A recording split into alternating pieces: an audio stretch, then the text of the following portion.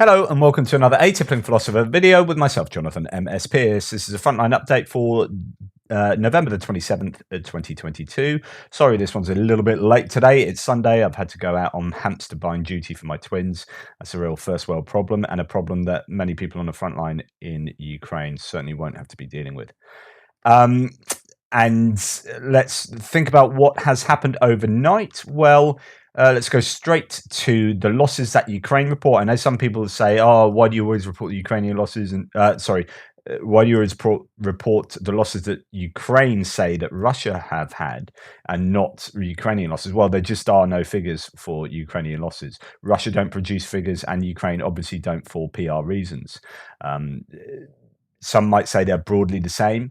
Some might say that Russia have more. Some say far more. It's a little bit of an unknown. I did do a segment on Ukrainian losses recently. It turns out that intelligence seems to think that Russians have a greater number of deaths. The broad number of casualties, some people think are pretty like for like, but that out of those casualties, the Russians have more deaths, and this could be a lot to do with the golden hour after you are injured, not being able to get medical assistance and being left to it a lot more with the Russians. The Ukrainians have, first of all, rotation of troops a lot more, so they're sort of fresher and not so just degraded in terms of physical health. The Russians, some of them have been fighting on the front lines since the beginning, so on and so forth, and the equipment differences and all these kind of things add up to, if you do get injured, if you're Russian, there's a higher percentage chance of you dying from that injury. But other people say just flat out that the Russians are dying at a higher proportion or higher number than the Ukrainians. It's just really difficult to tell.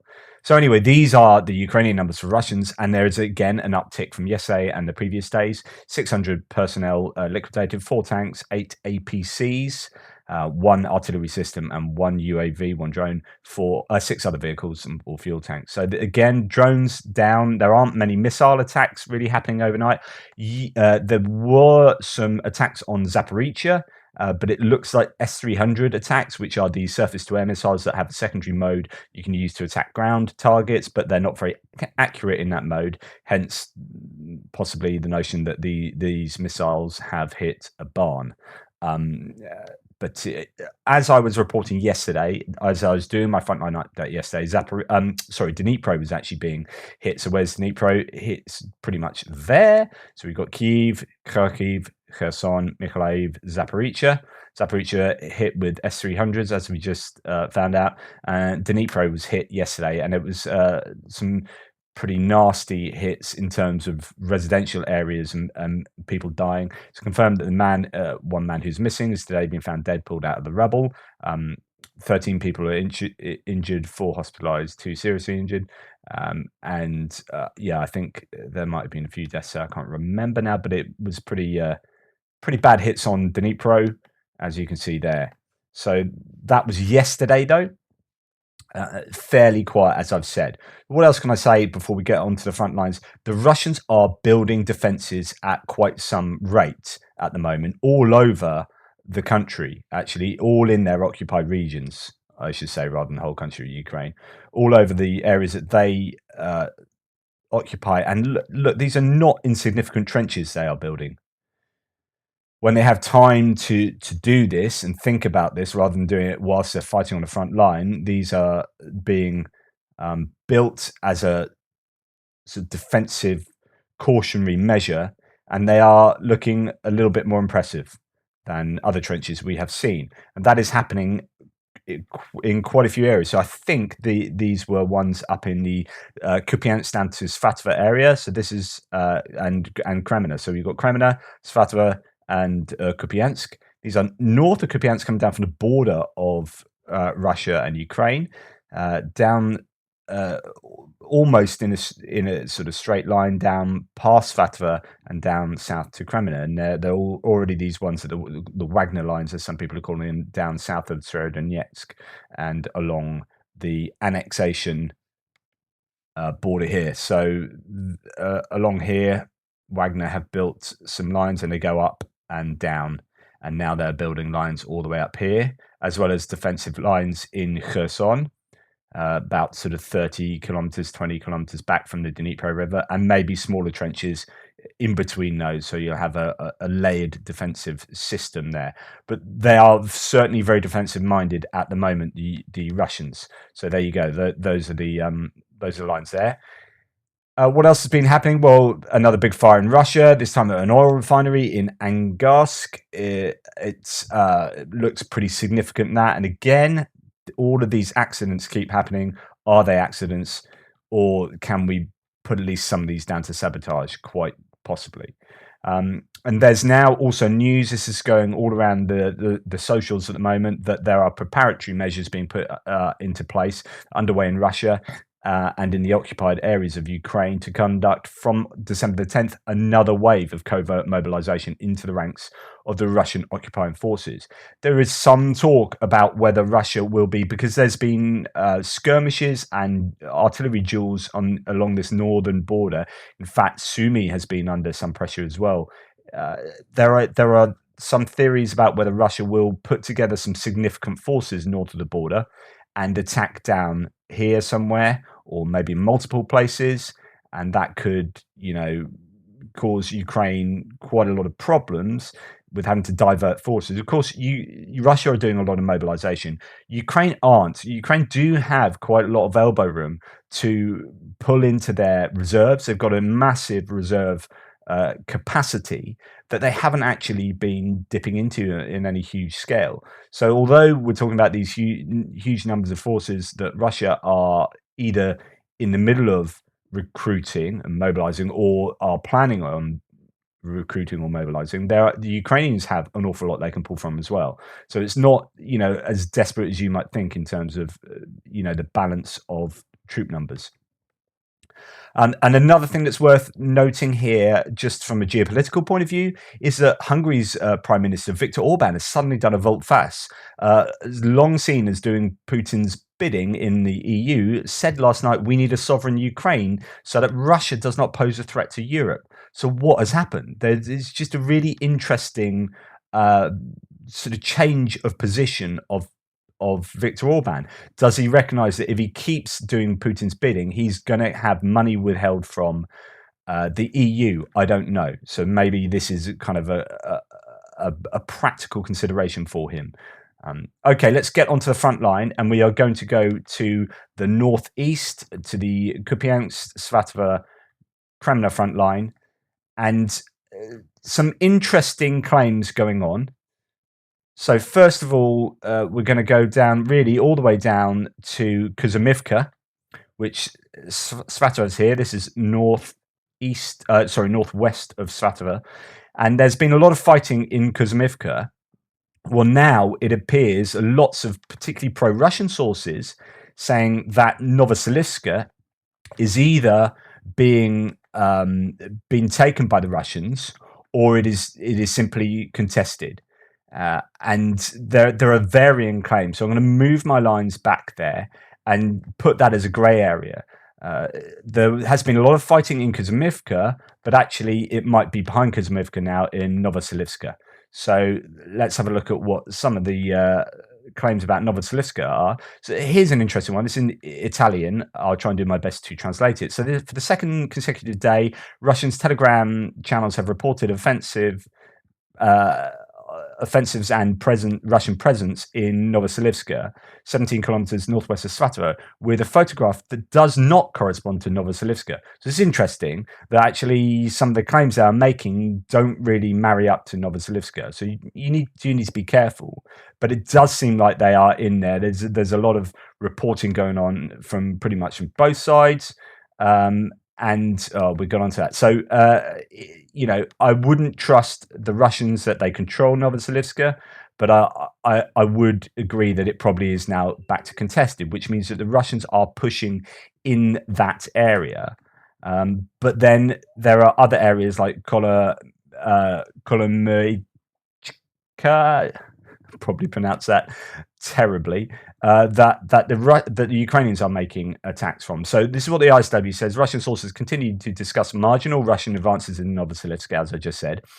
The Russian Ministry of Defense claimed that Russian troops repelled Ukrainian attacks on Kolomychka, 10 kilometers west of Svatova, and Ploshchanka, which I will show you in a second, remind you where that is. Ukrainian Luhansk Oblast head Serhiy Haidai noted that Ukrainian troops are continuing to succeed around Svatova and Kreminna, partially due to the low quality and incoherence of mobilized Russian recruits operating in the area. So a bit of a mixed bag of nuts, really.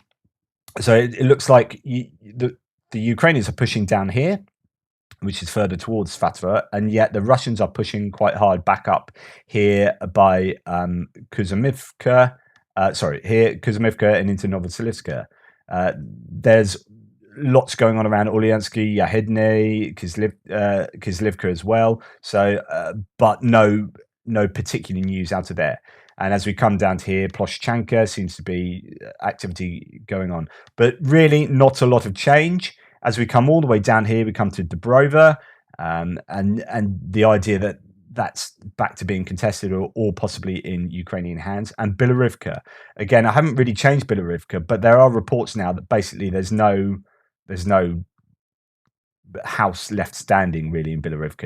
It's not a good place. So the exiled governor says not a single house survives in Bilohorivka. This is Luhansk, Bilohorivka, because there are two. In an interview with Serhiy Haidai, it says it's a village in name only, and it's similar throughout the Frontline area. So not good around there in terms of, any of these towns and villages on a front line are just not what they used to be. And again, really active all the way down this front, but no particular news as we move on towards Bakhmut. And a few things to say about that. So as we come down past Brestova, Bilohorivka, the other Bilohorivka, and Yakovlivka, Soledar, Bakhmutsky, things are difficult. I think there are some sort of claims that actually Ukrainians are finding it quite difficult around Bakhmut. The weather conditions have got significantly worse. There's a lot of mud around there. Things aren't too I don't know. It must be pretty much like hell on earth in a lot of these places. There are some claims that the Russians now control Opitny. So those are Russian claims. A few mill bloggers are claiming that. I'm keeping it as it is there, but with the knowledge that this is almost certainly a grey area there. There's been a lot of pressure on Opitny and a lot of pressure towards Klishchivka and down south, even further than that. So towards Kurdyumivka as well. I just want to talk about this place just up here. So I already had this under Russian control, but there's a few analysts talking about this gas station to the northeast of Bakhmut, and that is now in Russian control. And that's quite important, not only because it's a crossroads here, but because it has slightly higher elevation, and it gives them a few options with regard to pushing in between Bakhmut and Bakhmutska and Soledar. So this area that previously I'd had the Russians controlling a little bit of this ground there, but that taking that gas station is quite important. And then, so I was going to talk about it yesterday, but just forgot actually, which is why I put it in the comments afterwards. But then this happened overnight. A Russian gathering in Bakhmut was noticed and destroyed. The contours of this area are very similar to the gas station just northeast of Bakhmut. On the 24th of November, the Ukrainians struck the Russians there, also inflicting major losses. So and again, some grainy nocturnal shots here, night shots, thermal imaging. It could be that the Russians, they do control that area, but they are getting hit as they are accumulating there. So and have been hit a couple of times. Bakhmut is looking pretty bad all around there. This used to be a forested area, as you can tell, and this is what's left of the poor trees. Just absolute apocalyptic panorama there. Just is pretty much representative of, I guess, all around the Bakhmut north and south of there, and indeed a lot of the scenes of hard battles on all the fronts. And before we leave Bakhmut, I just have to show you this. So this is the current condition of the Ukrainian positions in Bakhmut. Ukrainians holding despite incessant Russian attacks and grim conditions, which will only get worse as winter is on the verge. This is. Добрый день. Вот посмотрите, в каких условиях ребята живут. I mean, look at this. His feet just sitting in the water, in the muddy water there. These are some of the trench conditions that these guys are having to cope with. Just absolutely terrible conditions. Real World War One. Look at the equipment just covered in wet mud, and it's the wet that does you in. Not so much the cold, but it can be, not as cold as say -10, -20. But if you're wet at sort of 0 degrees, that's what sucks the energy and the warmth out of you. Is a real problem. Just to let you know that the ISW says that Russian blogger posted control of terrain map claiming that Russian forces control Opitny, but the fierce fighting continuing between Ukrainian and Russian forces continued in the southern outskirts of Bakhmut. The muddy conditions are slowing operations down in the Bakhmut area, which is nothing unusual and what we would expect. So as we come out of Bakhmut, we move down towards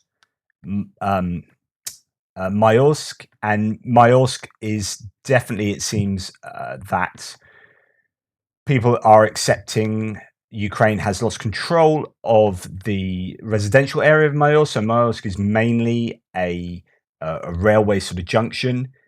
It doesn't even really have the name of it on Google Maps here. So basically, the Ukrainians have lost control of Maiorsk. It might look something like that, with the Russians now controlling the entirety of the settlement. There were claims of them doing sweeps there yesterday, so it looks like that is certainly what has happened there. Change the map to adapt to reflect that. As we move further on south, we are moved to Avdivka. And here we are. There are sort of a number of things to say about Avdivka. There have been Ukrainians hitting Russian tanks around here, just southwest of Novoselivka Druha. So some tanks somewhere around here were hit. So there is activity around Vuhledar, Kamyanka, and sort of to the north of Avdivka. And again, obviously, Opitny, Vodyanye, and Pervomaisky are, very hotly contested. There was some claims that the Ukrainians were attacking from Vodyanye towards Opitny to try and regain some territory. So that's quite an interesting. Let's look at a couple of quick sources. So Defmon says, even if I anticipate an attack in this area by the Russians, so some talk about attacking out from the Donetsk area. I've not seen sign of them starting so far, except for perhaps the shellings might have increased a bit. Could be confirmation bias. The Ukrainians repulsed attacks around Pervomaisky, Krasnohorivka, and Nevelsky. So Nevelsky is this area that has, like I talked about last couple of days, just a tiny little settlement, but there are these particular sort of fortifications that are built into the earth. Sometimes they are actual fortifications, sometimes they're the use of things like an old reservoir. This is the swimming pool that the Russians took a week or so ago. There's another little one there, and some of these, when you look very closely, you can see actual trench lines, and these will be from the previous conflict, as in the 8-year-long conflict for the Donbass, rather than just having been built now. And these Google Maps pictures or Google Earth pictures will be from, I think, 2019. These images, Google Earth Pro has a more updated set of images, but I don't have access to that. But it is quite similar up in Maiorsk. So I'm just going to do a bit of rewind up to Maiorsk just to show you. So I just want to show you what's going on in Maiorsk again. I did neglect to tell you. So Avdivka, going back to Maiorsk between Avdivka and Bakhmut. This is this railway area here, and I've just updated my map to reflect this actually. So Russians have taken this northern part of the settlement, but I've actually got this now as a grey zone here, possibly even Ukrainian here, because if you look closely at this sort of road going up, this main road going up there, this sort of highway, if we zoom in, and bear in mind this is again going back to 2019 maps, this is heavily fortified in terms of trenches and other kinds of fortifications that you can see here. That the Russians will really struggle to overcome, and that will obviously be far greater now in 2022, given there is this full-scale war going on. So as the Russians are, attempting to attack from the east, they'll have a real problem trying to overcome those lines there.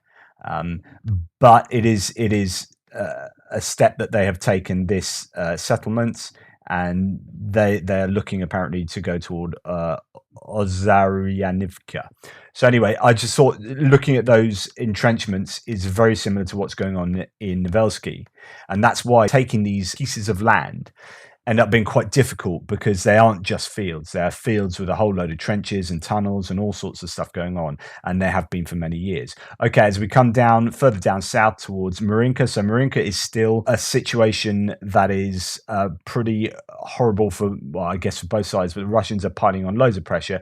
It's one of those few places where they seem to have been doing quite a bit of combined army attack. So here's evidence of this is Marinka, just I think down here, the Russian Air Force doing some attacking in that area. They've been combining with what's going on in terms of artillery and ground troops to rain down on those in Marinka. There's been evidence of incendiary munitions used there as well. And then we move down south again. So no changes to the map there, but it is obviously pretty difficult.